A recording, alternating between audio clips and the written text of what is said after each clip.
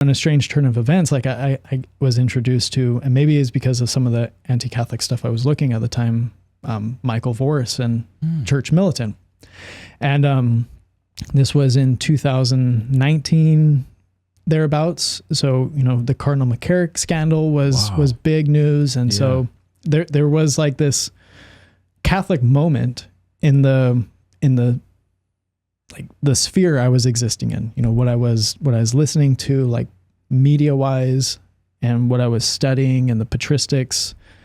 I was just becoming more and more familiar. Some of it really good and powerful and encouraging, and like the early church fathers, and some of it really scary and confirming some of my biases, like Cardinal McCarrick, and even a lot of the things that Church Militant has to say is really accusatory and sort of damaging to the image of the church, as you know, as well-meaning as they might be to the outside observer. That's still going to confirm a lot of their I sometimes biases. find it more compelling when you have Catholics.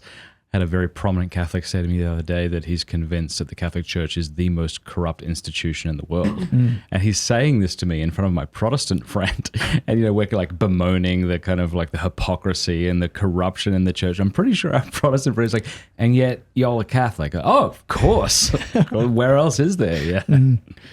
But anyway, yeah, fair enough. Yeah. So that's interesting. I mean, did you think of that? I mean, you're watching a Catholic talk about the scandals in the Catholic Church. I appreciate the authenticity of it. Yeah. You know, so there's I think maybe it's a generational thing, but authenticity is something that really appeals to my age group and people younger than me. So a clean cut, prepared image is sort of off-putting. Interesting. And so I wasn't seeing that from Church Militant. So whether, you know, This place sucks. You guys should join. I'm not leaving. I think there's something to that. I like it. yeah, I think so. You know, that, you know, what would push people out, you know, somebody who's got like a really investigatory disposition is going to be something untruthful.